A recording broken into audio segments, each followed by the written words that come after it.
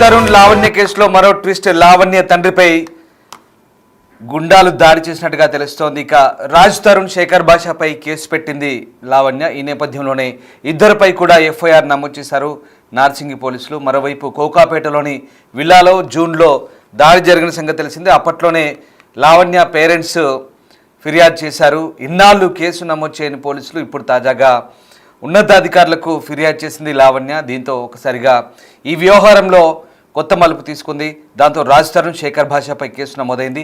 A1గా మణికంఠ, A2గా రాజ్ తరుణ్, A3గా శేఖర్ భాషలను పోలీసులు నిందితులుగా చేర్చారు. 50 మంది దాడి చేసినట్లు లావణ్య ఫిర్యాదు ఇచ్చింది. ఈ దాడిలోనే తన పెంపుడు కుక్కను కూడా గూండాలు చంపేశారంటూ లావణ్య ఫిర్యాదు చేసిన పరిస్థితి. సో మొత్తం మీద రాజ్ తరుణ్ లావణ్య అంశంలో కొత్త ట్విస్ట్ చోటు చేసుకుంది. మళ్ళీ గతంలో జరిగిన దాడికి సంబంధించి ఇన్నాళ్ల పాటు పెద్దగా రెస్పాండ్ కాని పోలీసులు ఇప్పుడు తాజాగా లావణ్య తన తండ్రిపై దాడి చేశారంటూ ఇచ్చిన ఫిర్యాదు మేరకు ఇప్పుడు పోలీసులు ఎఫ్ఐఆర్ నమోదు చేశారు. అందులో రాజ్ తరుణ్ అలాగే శేఖర్ భాషను కూడా నిందితులుగా చేర్చిన పరిస్థితి కనబడతా ఉంది. ఇక యువనటుడు రాజ్ తరుణ్, అతడి మాజీ ప్రేయసిగా చెప్పుకునే లావణ్య వివాదం అయితే ఇంకా కంటిన్యూ అవుతున్నట్టుగా మనకు కనబడుతోంది.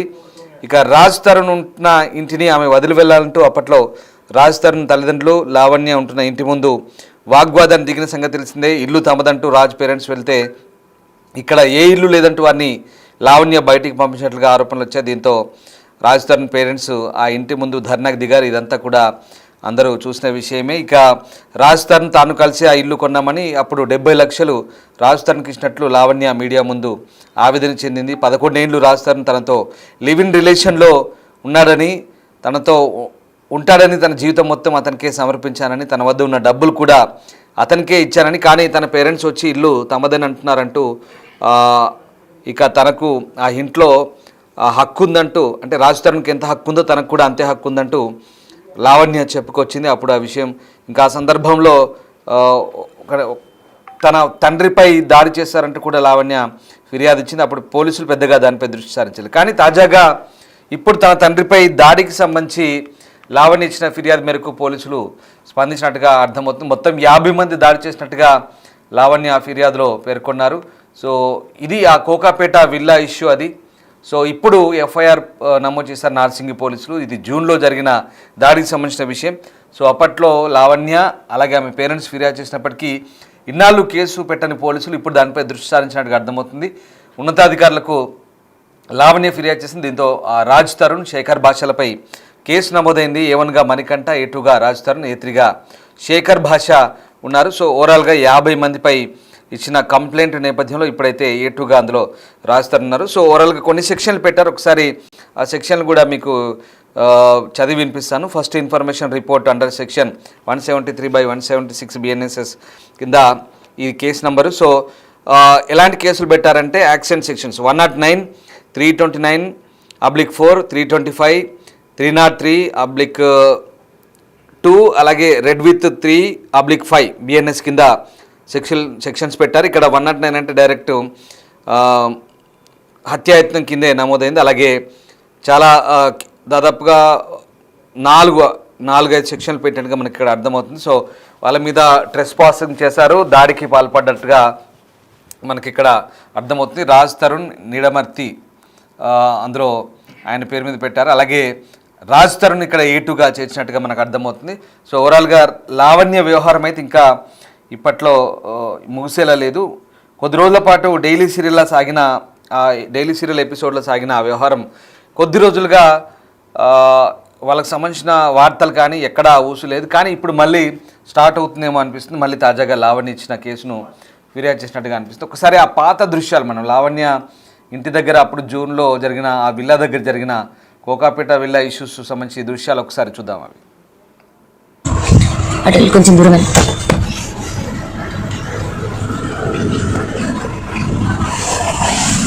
కుక్క ఏం చేసిందన్నా? కుక్కను కొడతారా? వాడి ఫోన్ ఏరానారా? దొరికిందారా నీ ఫోను?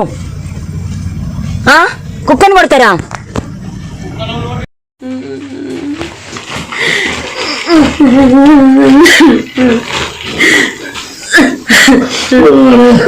నేను డబ్బులు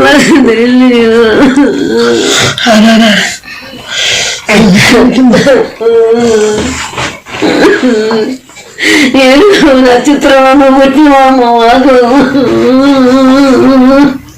అయితే ప్రేమించినావు, ఒక్క మాట కూడా నాకు చెప్పకుండా వాడిని ప్రేమించినావు. కుట్టిరా సరిగ్గా అటు కొంచెం దూరం.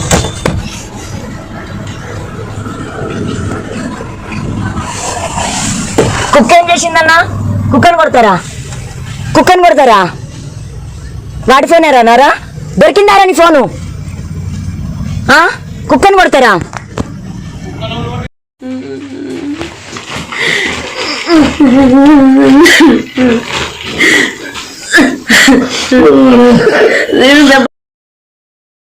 ఈ జూన్లో కోకాపేట విల్లాలో జరిగిన దాడికి సంబంధించిన అంశాలు. సో అప్పట్లో లావణ్య ఆమె పేరెంట్స్ ఫిర్యాదు చేశారు. తన పేరెంట్స్ని ఎలా కొట్టారో కూడా ఆ వీడియో తీసి బయటకు పంపించింది. అలాగే ఇన్నాళ్ళు మరి కేసు నమోదు చేయని పోలీసులు ఇప్పుడు ఎందుకు తాజాగా దీనిపై దృష్టి సారించారని తెలియదు. బట్ లావణ్య ఉన్నతాధికారులను అప్రోచ్ అయినట్టుగా తెలుస్తుంది. దీంతో కేసుపై దృష్టి సారించారు. దీంతో ఇందాక నేను చెప్పిన చాలా కేసులు సెక్షన్లు పెట్టారు. 109, 329, 325, 303, రెడ్ విత్ 3/5 ఇలాంటి సెక్షన్ల కింద కేసులు పెట్టారు. సో ఇక్కడ రాజ్ తరుణ్ని A2గా చేర్చారు, మణికంఠను A1గా ఉన్నారు. అలాగే శేఖర్ భాషను కూడా వదలలేదు, అతను కూడా A3గా చేర్చిన పరిస్థితి. సో మొత్తం మీద రాజ్ తరుణ్ లావణ్య వ్యవహారం మళ్ళీ తెరపైకి వచ్చింది. ఏం జరగబోతుంది? మా కొలీగ్ గౌతమి ప్రస్తుతం నాతో జాయిన్ అవుతున్నారు. గౌతమి, మనము ఈ రాజ్ తరుణ్ లావణ్య వ్యవహారం ముగిసింది అనుకున్నాం, కానీ ఇంకా అది మళ్ళీ తెరపైకి వచ్చినట్టుగా అర్థమవుతోంది. సో ఈ వ్యవహారం ఇప్పట్లో కొలిక్కి వచ్చేలా లేదా? ఏం జరుగుతుంది? మళ్ళీ అప్పట్లో లావణ్య ఆమె పేరెంట్స్ ఇచ్చిన కంప్లైంట్స్ని ఇప్పుడు మళ్ళీ పోలీసులు దృష్టి సారించి దానిపై FIR నమోదు చేసినట్టుగా అర్థమవుతుంది. సో ఏం జరగబోతోంది? రైట్ రామ్దాస్, అయితే మరొకసారి ఇటు లావణ్య అలాగే రాజ్ తరుణ్కి సంబంధించిన ఇష్యూ తెరపైకి వచ్చిందని చెప్పాలి. అయితే ఇది కొన్ని నెలలుగా కొనసాగుతున్న డైలీ సీరియల్ లాగే అయిపోయింది. ఎందుకంటే ఎప్పటికప్పుడు అయితే రాజ్ తరుణ్ శేఖర్ భాష తన పైన దాడి చేశారని, లేకపోతే తన తల్లిదండ్రుల పైన దాడి చేశారని చెప్పి ఎప్పటికప్పుడు తను బయటకు వస్తూ ఉంది. మరోసారి ఇటు రాజ్ తరుణ్ అధికారికంగా తను బయటకు వచ్చి చెప్పకపోయినప్పటికీ ఇటు శేఖర్ భాషను కావచ్చు, లేకపోతే ఇంకొంతమంది లాయర్స్ ని యూజ్ చేసుకొని తను డ్రగ్స్ తీసుకుంటున్న విషయాలు కావచ్చు, లేకపోతే ఎంతమందిని తను పర్సనల్ గా కలవడం కావచ్చు, లేకపోతే వీడియోస్ తీయడం కావచ్చు, వీటన్నిటి ద్వారా ఎప్పుడు కూడా మీడియాకి అందిస్తూ ఉన్నాడు. అంటే గతంలో కూడా ఇటు రాజ్ తరుణ్ కి సంబంధించిన పేరెంట్స్ కి సంబంధించిన ఇష్యూలో కూడా రాజ్ తరుణ్ బయటకు వచ్చిన తల్లిదండ్రులను ఎందుకు ఈ విధంగా హింస పెడుతున్నావు, లేకపోతే ఎందుకు ఈ విధంగా కొట్లాట జరుగుతుంది, ఆ విల్లాలోకి ఇంట్లోకి కూడా రాని పరిస్థితులు మనం చూసాము. అలాంటి టైంలో కూడా రాజ్ తరుణ్ బయటకు వచ్చి అసలు ఎందుకు ఇలా జరుగుతుంది, నువ్వు ఎందుకు ఇలా చేస్తున్నావు అని చెప్పి క్వశ్చన్ చేసిన సందర్భాలు కానీ దాఖలాలు కానీ ఎక్కడ కూడా మనకు కనిపించలేదు.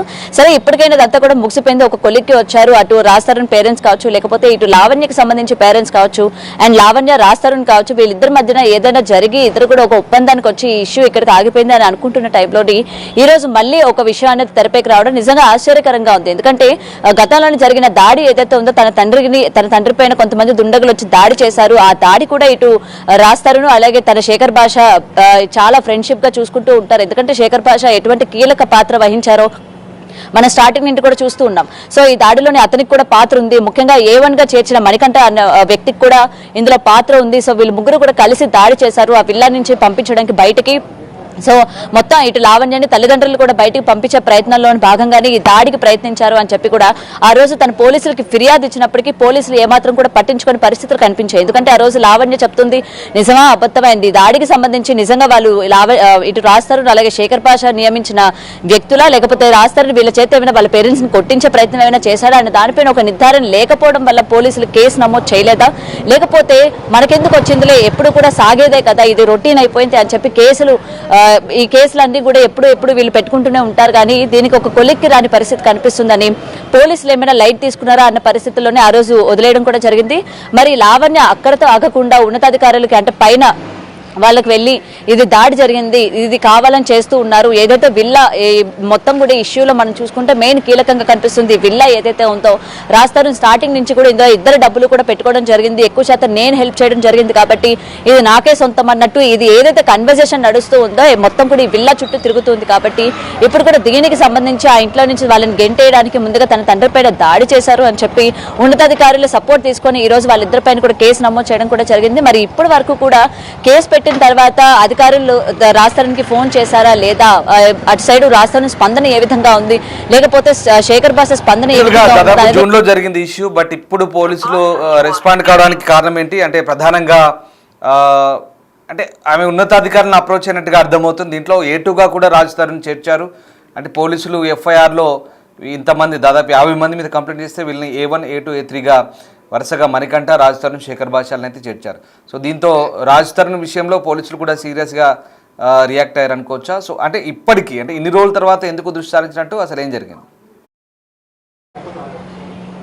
రైట్ రామ్దాస్, అయితే ఇప్పుడు కూడా దీనిపైన పోలీసులు చాలా గట్టిగా ఉన్నారని కానీ, లేకపోతే దీనిపైన రాస్తారని కూడా చాలా సీరియస్ గా ఉన్నారు. ఈసారి ఎలా అయినా సరే తను యాక్షన్ ఇవ్వాలి, అంటే తను చేసే ఇప్పటి వరకు చేసిన యాక్షన్స్ కి ఇక్కడికి మనం ఫుల్ స్టాప్ పెట్టుకోవాలి అన్నట్టు రాస్తారని వైపు నుంచి ఎటువంటి సైన్స్ కూడా మనకి కనిపిస్తున్న పరిస్థితి లేదు. ఎందుకంటే గతంలోని ఎంతో పెద్ద వాళ్ళ పేరెంట్స్ వరకు వస్తేనే రాస్తారని ఇవాళ వరకు కూడా బయటకు వచ్చి మాట్లాడలేని పరిస్థితి ఉంది. ఎందుకు నా తల్లిదండ్రులు అట్లా ఇంట్లోకి రానివ్వకుండా బయట కూర్చోపెట్టావు, ఎందుకంటే ఆ ఇంటి ముందు తల్లిదండ్రులు ఏ విధంగా రోధించారో కూడా మనం చూసాము.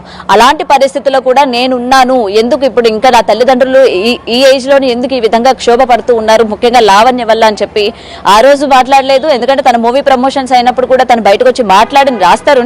ఇలాంటి ఇష్యూలోని ఎందుకు బయటకు వచ్చి మాట్లాడలేదు అంటే ఇక్కడ ఒక క్షణం మనం ఆలోచించుకోవాలి.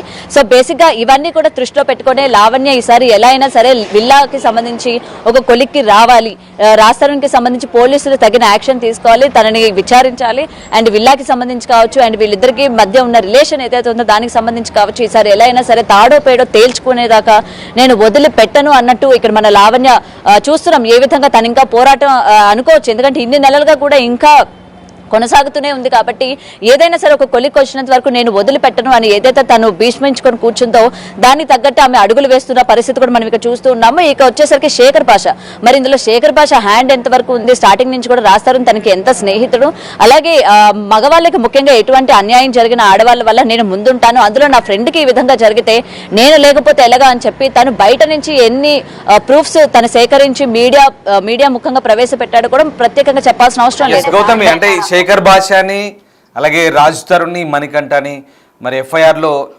అక్యూజ్డ్గా చేర్చారు వరుసగా 3 పొజిషన్లు.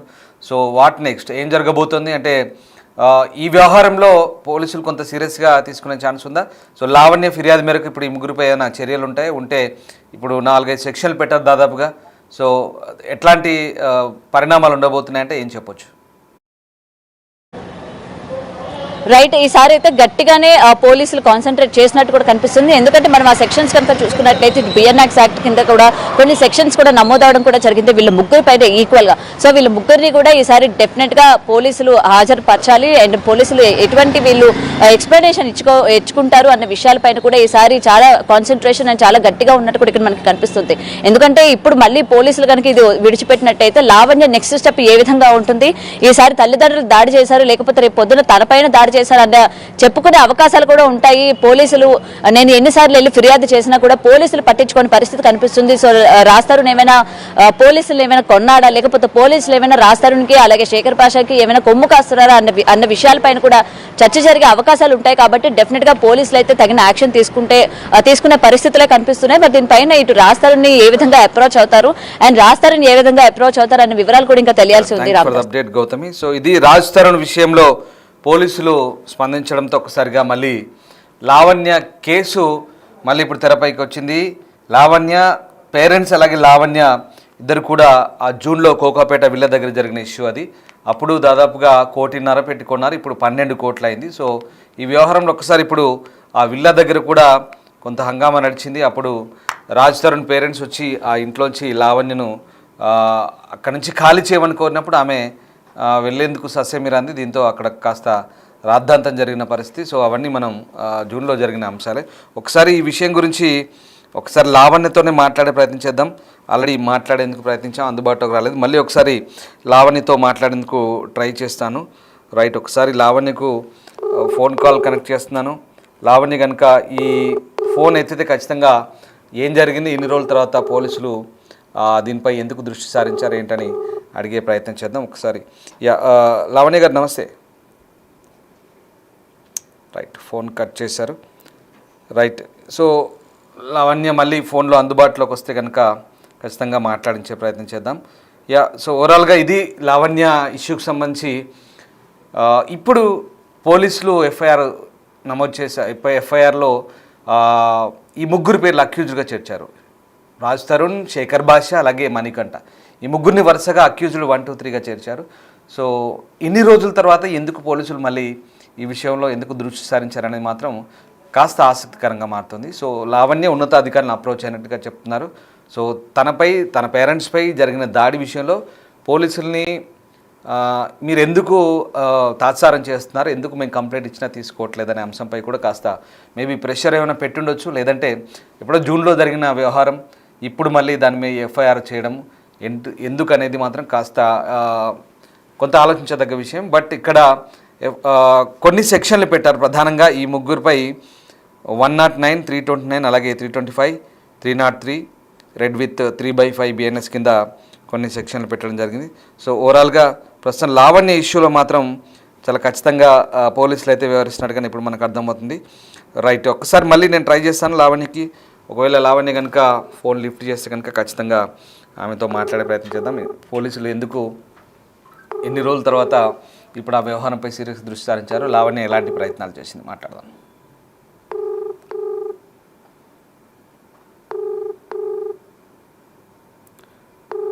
రైట్, ఈ ఇష్యూ ఇది కోకాపేట ఇష్యూ ఇది గత జూన్లో జరిగింది. అప్పుడు పోలీసులు లావణ్య ఆమె పేరెంట్స్ ఫిర్యాదు ఇచ్చినా పెద్దగా పట్టించుకోలేదు. బట్ ఇప్పుడు సో ఇది లావణ్య, రాజ్ తరుణ్ మధ్యలో శేఖర్ భాష ఎంట్రీ, ఇదంతా కూడా కొద్ది రోజుల పాటు ఇదేదో కాల్ లిఫ్ట్ చేయట్లేదు. ఇది డైలీ ఎపిసోడ్ లాగా సాగింది. అసలు ఏం జరుగుతుంది వీళ్ళిద్దరి మధ్య, అసలు వాస్తవం ఏంటి, మధ్యలో చాలా వీడియోలు రిలీజ్ అయ్యాయి ఇటు లావణ్య వైపు నుంచి, అటు శేఖర్ భాష కూడా కొన్ని వీడియోలు రిలీజ్ చేశారు. అంతేకాదు ఏకంగా శేఖర్ భాష అలాగే లావణ్య ఒకనొక సందర్భంలో అసలు తిట్టుకోవడం, ఒకముఖ ఎదురుపడ్డప్పుడు దాడి కూడా జరిగిన పరిస్థితి. సో అంటే మధ్యలో శేఖర్ భాష కూడా ఎంట్రీ ట్విస్ట్ చేయడం, ఇదంతా కూడా ఆ కొద్ది రోజులు కూడా ఇదంతా కూడా నిజంగా ఒక ఆసక్తికర పరిణామాలు. అసలు ఏం జరుగుతుంది వీళ్ళిద్దరి మధ్య ఏంటి, మధ్యలో శేఖర్ భాష ఏంటి, అసలు ఈ వ్యవహారం ఏంటి, మధ్యలో ఈ ఆస్తి కొనుగోలు సంబంధం వ్యవహారం, ఈ కోకాపేట విల్లా అది అప్పుడు దాదాపు 1.5 crore కొన్నారు, అందులో 70 లక్షలు లావణ్య ఇచ్చానని చెప్తుంది. బట్ తనకెంత హక్కు ఉందో ఈ రాజ్ తరుణ్కి ఎంత ఉందో తనకు కూడా అంతే హక్కు ఉందంటూ లావణ్య చెప్పింది. కానీ ఆ వ్యవహారం అది పూర్తిగా సమసిపోలేదని అర్థమవుతుంది. మధ్యలోనే ఇప్పుడు అది ఆ 12 కోట్లకు చేరింది. కోకాపేటలో చాలా ఖరీదైన విల్లాగా చెప్తున్నారు. సో బట్ వాటెవర్, ఇప్పుడు మళ్ళీ లావణ్య పేరెంట్స్పై చేసిన ఆ దాడికి సంబంధించి ఆ ఇష్యూ మళ్ళీ రైజ్ చేస్తున్న పరిస్థితి కనబడుతుంది. సో ఇదిగో చూడండి ఆ విజువల్స్, మనకు కొన్ని పాత విజువల్స్ అవి, అలాగే ఇక్కడ ఆ కోకాపేట ఇంట్లోని విజువల్స్ కూడా మనం చూడొచ్చుకొని. సో వీళ్ళంతా ఎవరు, అసలు ఎవరి తరపున వచ్చారు, వీళ్ళు ఏం జరిగింది, ఏమైంది, మళ్ళీ ఇప్పుడు 50 మందిపై ఎందుకు కేసు పెట్టాల్సి వచ్చింది మనం మాట్లాడదాం. లావణ్యతో ట్రై చేసినప్పుడు లావణ్య అయితే అందుబాటులోకి రాలేదు. రైట్, సో మొత్తం మీద ఇప్పుడు ఈ వ్యవహారం అయితే మళ్ళీ సో రాజ్ తరుణ్ లావణ్య వ్యవహారం మళ్ళీ తెరపైకి వచ్చింది. ఏం జరగబోతుంది, పోలీసులు ఎలాంటి చర్యలు తీసుకుంటారు, పిలిచి ఎట్లాంటి ఇన్వెస్టిగేషన్ చేస్తారు, ఎలాంటి ఇంట్రాగేషన్ చేస్తారు అనేది మాత్రం ఇంట్రెస్టింగ్గా ఉండబోతుంది. సో చూద్దాం ఏం జరగబోతుంది. ఈ కేసు అయితే ఎఫ్ఐఆర్ అయింది. సో పోలీసులు చాలా అంటే సీరియస్గా తీసుకుంటారా, లావణ్య ఏం చెప్తోంది ఏంటనేది ఖచ్చితంగా లావణ్యతో మళ్ళీ మాట్లాడించే ప్రయత్నం చేద్దాం. Thank you.